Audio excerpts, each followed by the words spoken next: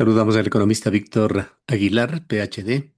Él es docente investigador de la Facultad de Ciencias Económicas de la Universidad de Cuenca.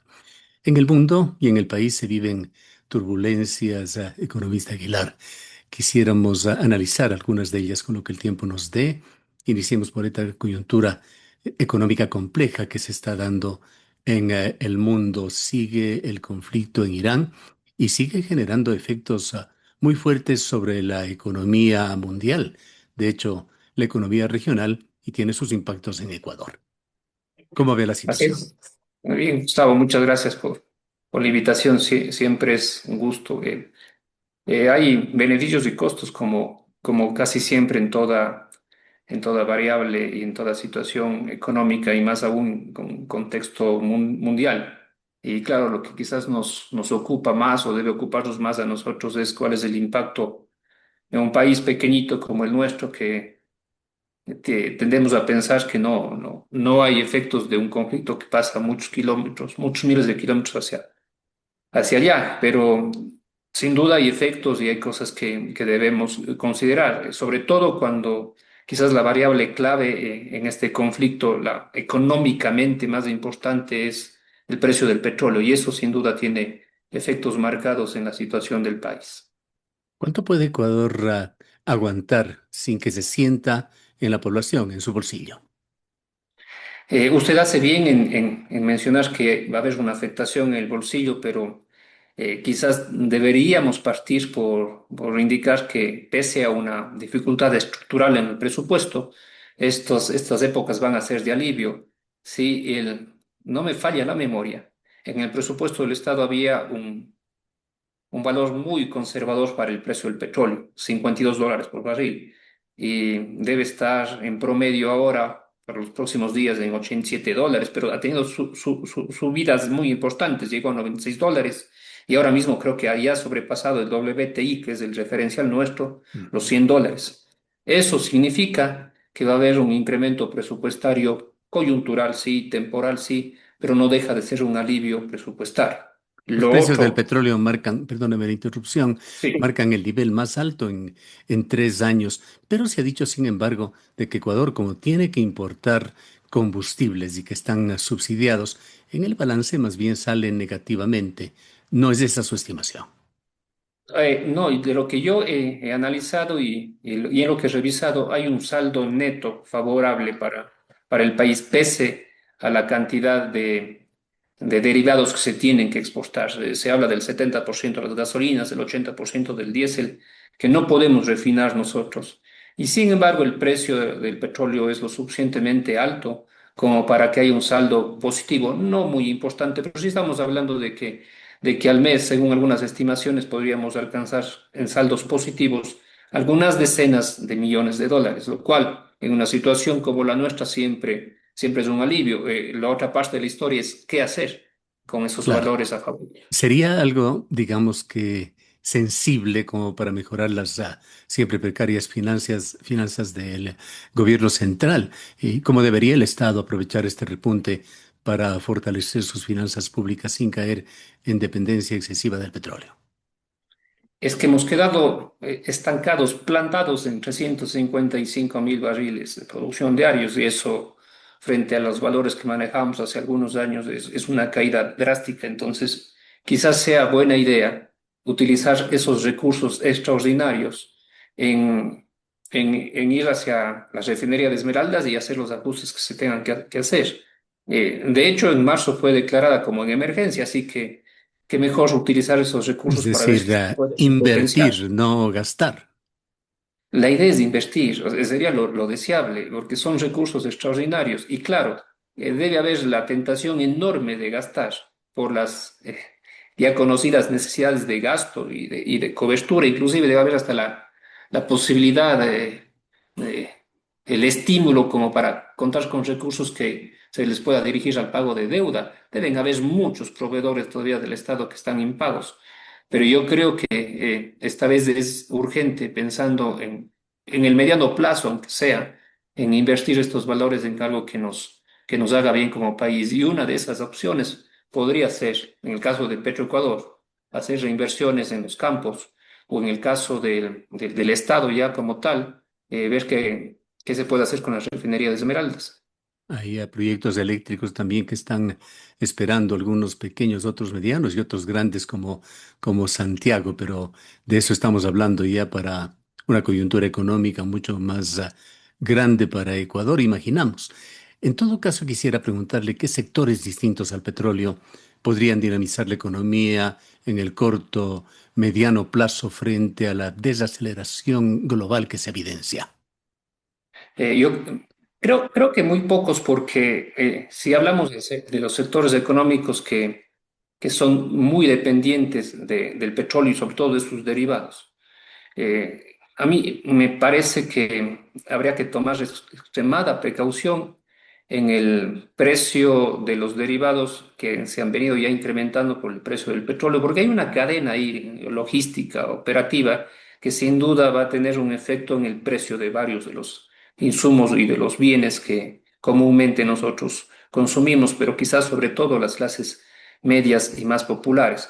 Por ejemplo, la gasolina extra y el diésel ya subieron, ya tuvieron un incremento de algunos centavos de estas últimas fechas. Claro, no han podido incrementarse en la medida del incremento del precio, porque tenemos un sistema de bandas, no pueden subir más del 5%, pero ya ese incremento debería, en el corto plazo, reflejarse en la subida de precios de algunos bienes que son muy dependientes del transporte. Entonces, eso es lo que lamentablemente tendríamos que esperar para las próximas semanas. Y ya registros de incrementos de precios. Quisiera también preguntarle sobre la política fiscal y la vivienda social con ese proyecto aprobado el día de ayer por la Asamblea Nacional, si es que ha podido darle una mirada. Bueno, sí, siempre es deseable esto. Además, ha habido mucha promoción de parte del Estado en diferentes medios de la posibilidad de estos beneficios de vivienda social.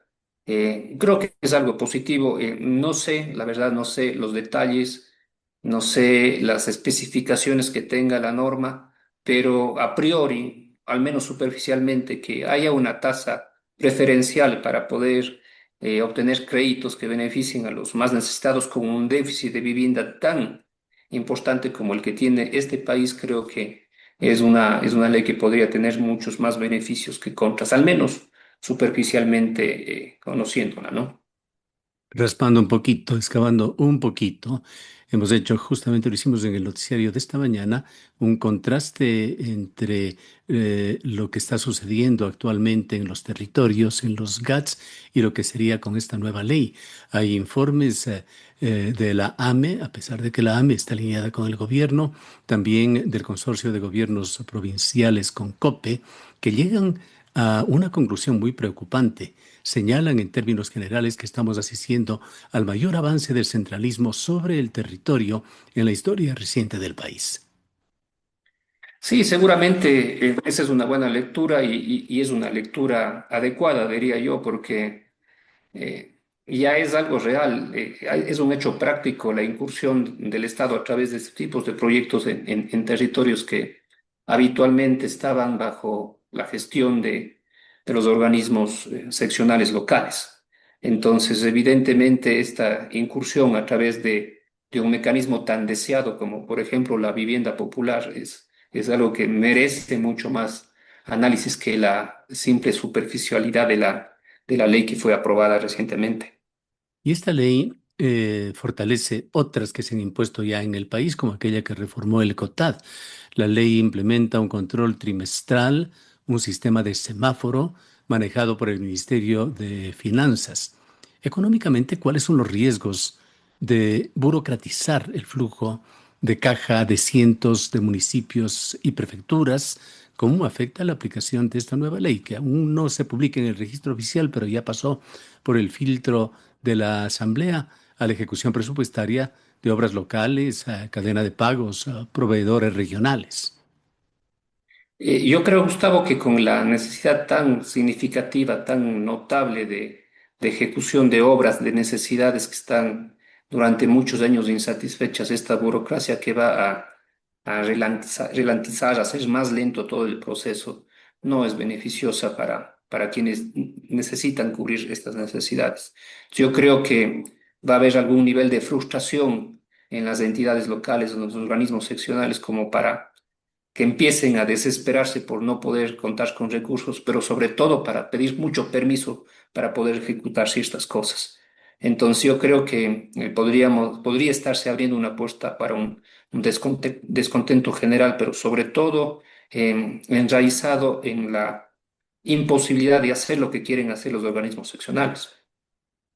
Hay otras preocupaciones que sí tienen que ver con economía, pues es ese gran debate de Cuenca entre agua y minería.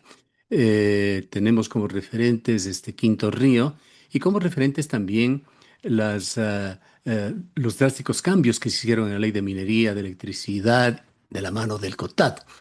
Con esta nueva ley que se acaba de aprobar el día de ayer se afecta también a la planificación centralizada. La Superintendencia de Ordenamiento Territorial adquiere nuevos poderes, nuevas competencias. Esta superintendencia, conocida por sus siglas como SOT, ahora podría anular ordenanzas de uso de suelo por interés nacional, es decir, sobreponer cualquier decisión a lo que hagan los municipios y aquí en Cuenca tenemos serios problemas con las zonas de recarga hídrica, problemas tan concretos y reales como Quimsacocha. Yo creo que Azuay, quizás Azuay ha sido de las provincias que ha puesto la voz de alarma con mayor frecuencia sobre la necesidad de descentralizar las decisiones y las operaciones de muchos elementos y actividades que nosotros tenemos como provincia. Y sin embargo, creo que estamos acercándonos a la época o al periodo de mayor centralización. Este es solamente uno de los ejemplos y creo que esto puede traernos problemas como provincia, problemas como región. Hemos estado de alguna manera en nuestro aislamiento acostumbrados a hacer las cosas con dificultades, pero nosotros mismos. Entonces, yo creo que es extremadamente peligroso que inclusive cosas que podrían sonar muy operativas, como decidir sobre el uso del suelo, tengan que tener ahora el beneplácito o esperar la disposición de otro organismo. Creo que tiene mucho que ver con mi respuesta anterior. Esto va a causar paulatinamente cierto grado de indignación y de frustración en quienes hacen la política pública local y la ejecutan. Eso es lo que yo creo que va a pasar, Gustavo. Dentro de esta ley, como le decía, se perfecciona ciertas exigencias de las leyes previas relacionadas con el COTAD. Esta nueva ley que tiene que ver con vivienda, pero que toca otros puntos, obliga a que el Ministerio de Economía y Finanzas controle, registre ciertos gastos de inversión, cultura, programas sociales, personal técnico, como gasto corriente, imponiéndole techos. La pregunta es, ¿cuál será el impacto económico inmediato en los modelos de gestión de los GATS que financian servicios públicos ajenos a sus competencias exclusivas como salud, educación, debido a la ausencia del Estado central en las distintas provincias? Yo creo que inicialmente va a haber un efecto, un impacto no deseado en la oportunidad de los flujos de efectivo, tanto de los que ingresan como de los que salen. Y eso sí que tiene impactos económicos y, de hecho, en los aspectos sociales más importantes, porque tener el dinero a la mano para una obra de emergencia puede ser muy necesario, pero si bajo las circunstancias tan complicadas, eso podría ralentizar muchas cosas o hay también dentro de los planes operativos anuales y plurianuales necesidades de flujo de efectivo, de salida de efectivo que tienen que cubrirse. Entonces esto puede ocasionar retraso de obras, retraso de decisiones o inclusive puede tener consecuencias mayores cuando, como puse como ejemplo, el ente seccional requiera recursos para alguna emergencia. Yo no sé bajo estas circunstancias de las nuevas normas, las nuevas leyes, si la velocidad del flujo, si la necesidad se puede cubrir con la oportunidad que se requiera. Eso es lo que creo que debería también preocuparnos, Gustavo. No podemos decir que las cosas se hacen en forma perfecta ni cercana siquiera en la ciudad de Cuenca, en la provincia de La Suay, pero no hay duda tampoco de que municipios como Cuenca han mostrado históricamente indicadores de gestión fiscal superiores al promedio nacional y muy superiores. Esta ley castiga a los GATS eficientes al homogeneizar las reglas fiscales bajo el rasero de los GATS con problemas, limitando su capacidad de endeudamiento y autogestión, incluso cuando tienen buena salud financiera. Sí, es evidente que termina siendo un castigo al eficiente, al que nunca ha podido manejar bien sus recursos y no ha sido oportuno con su gestión. No sé siquiera si voy a mejorar con esto, pero al que ha venido históricamente haciendo las cosas bien, poner esta serie de trabas, esta serie de elementos que lo que le quitan es la fluidez de una gestión efectiva requiere, creo que va a tener muchas dificultades ahora mismo y sin duda en el corto y mediano plazo, pero también creo que estas dificultades se van a reflejar ya en la incomodidad de las personas, de los grupos. Y eso yo no sé si sea tan buena idea a las puertas de elecciones seccionales. No sé cuál sea el propósito, la verdad. Eso ya cae en el campo político del cual no soy experto. Justamente las elecciones están en la mira y de hecho nos afectan a todos los ecuatorianos. Las elecciones se han anticipado, además, a más de un mes y medio, aproximadamente 74 días, y serán en noviembre. Con este nuevo marco legal, ¿qué perfil económico, político piensa usted debería tener un alcalde? ¿Políticamente alineado o no alineado con el gobierno? Sería la primera parte de esta pregunta. ¿Cómo o qué tipo de atributos y relaciones se requieren para gobernar Cuenca o el Azuay? ¿Es viable un modelo de gestión autonomista o estamos condenados a tener alcaldes que operen en relación muy cercana al gobierno, si es que no son de ADN, como una especie de gerentes de sucursal, dependiendo de la validación técnica de burócratas desde la capital de la República? De hecho, es un tema sumamente importante. La primera alineación que debería tener un jefe de provincia, un jefe de ciudad, que es lo que termina siendo un alcalde, es con su población, con su gente. Pero la dificultad viene dada porque a veces, como quizás este presente caso, esa alineación con su población requiera estar en conflicto permanente con el gobierno de turno. Y siempre será más sencillo gestionar si es que tengo el visto bueno de quien gobierna el país, de quien me da los recursos, de quien me concede autorizaciones. Pero en circunstancias así, yo creo que esta dicotomía es muy cruel para quien está o pretende estar al frente de una ciudad o una provincia. Se me pregunta a mí, yo creo que siempre es mejor, aunque signifique pelearse con el gobierno de turno, es estar alineado con las necesidades de su propia población y de la defensa de lo que es autonomía, de las decisiones propias. Azuay y Cuenca ha demostrado que ha podido durante muchos años. Me parece necio pensar lo contrario. Así que yo creería que desde el Estado hay que darles las facilidades al que sabe hacer las cosas. Y sí, involucrarse de alguna manera técnica, no política, con aquellos que requieren más ayuda para gestionar sus recursos. La verdad es que Cuenca, el Azuay y las provincias del sur tienen que nadar actualmente contracorriente. El Azuay ha hecho mucho por temas de desconcentración, de descentralización. Recordemos el trabajo hecho por varios diputados de esta provincia, pero esto aparentemente toca a su fin. Esta nueva ley es una especie de partida de defunción técnica del modelo de descentralización autonomista establecido en la Constitución del 2008. Es que, como decía un premio Nobel de Economía, no hay comidas gratis, Gustavo, así que estar plenamente alineado y ser un gerente de sucursal debe también tener costos para la provincia o para la gestión de quien haya decidido eso. Yo creo que la lucha por la autonomía, por las decisiones propias, tiene que ser bandera para cualquiera que pretende estar al frente de la alcaldía, de una prefectura, de cualquier organismo que dependa de los recursos que el Estado buenamente le quiera dar. Porque si no vamos a perder mucho, lo que no hay que hacer es retroceder. Yo podría estar de acuerdo en que alguien que es negativo en la gestión, de que es ineficiente, de que es incapaz, pueda acogerse a la centralidad temporalmente hasta que, permítame la expresión, aprenda a hacer las cosas. pero quienes ya lo han demostrado, para mí es un retroceso. Bien, pasemos a otro tema, también coyuntural importante, el acuerdo de comercio recíproco firmado con los Estados Unidos. Daniel Lobo ha dicho que es temporal, que en 6 meses se revisará sobre todos los aspectos preocupantes que pueden y van a afectar a la producción nacional.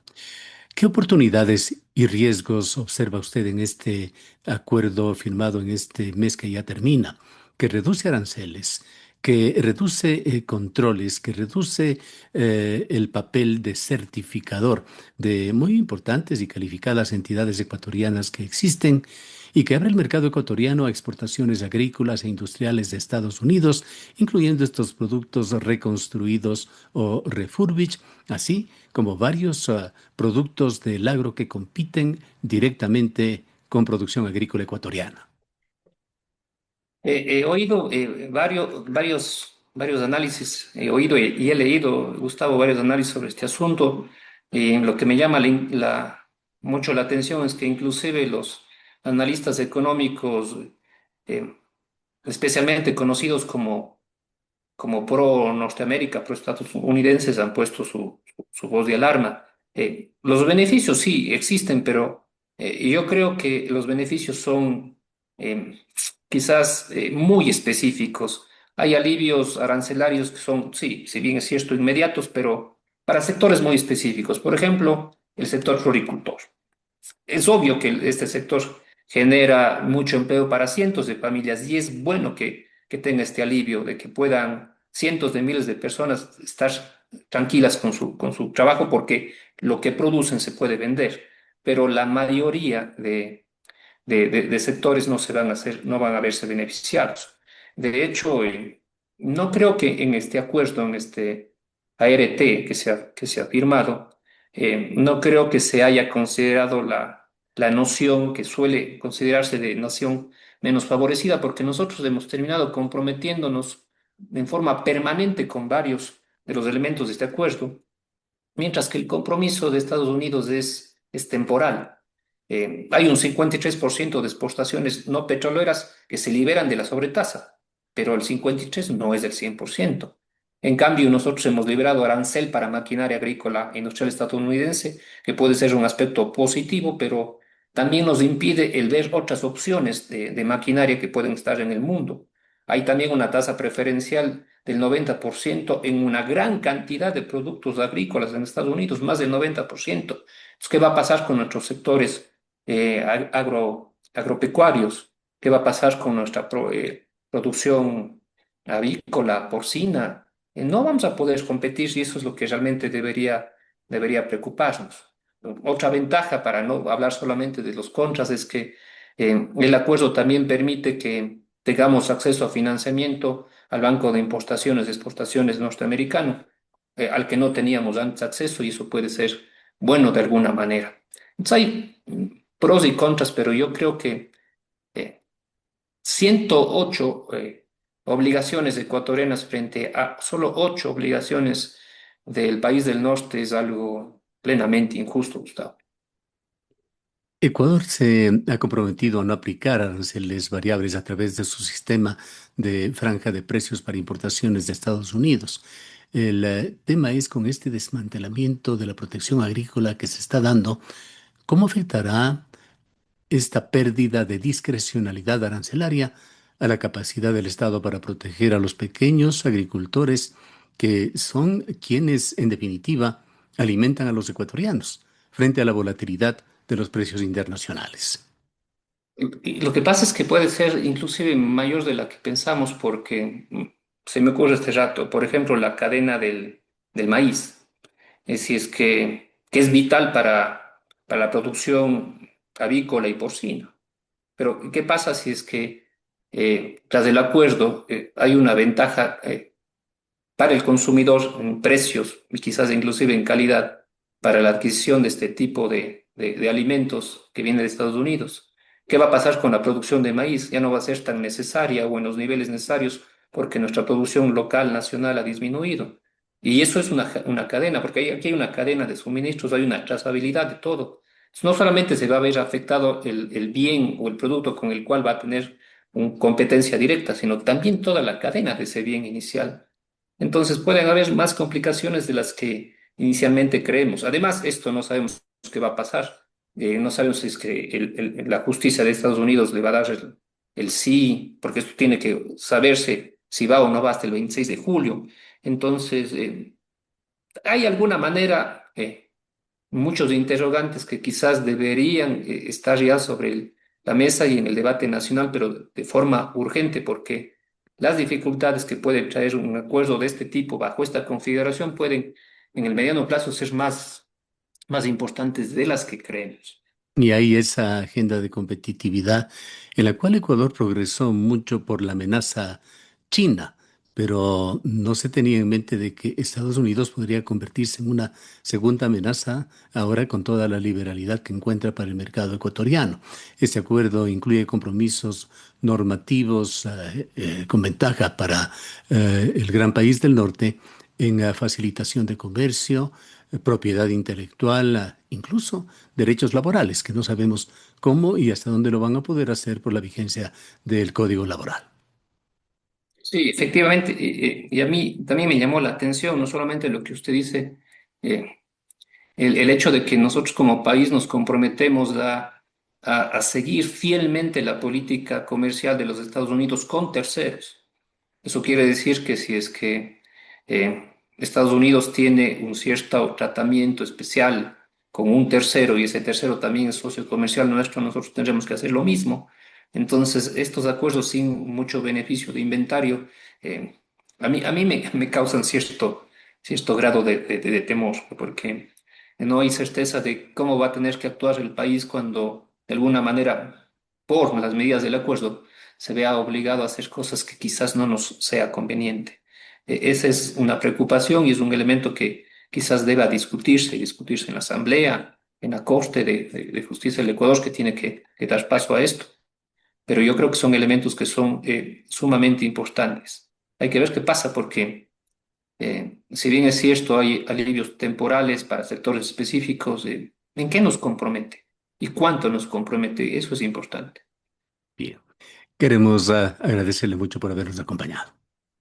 Siempre un gusto, Gustavo. Muchas gracias. Declaraciones del economista Víctor Aguilar, PhD. Él es docente e investigador de la Facultad de Ciencias Económicas de la Universidad.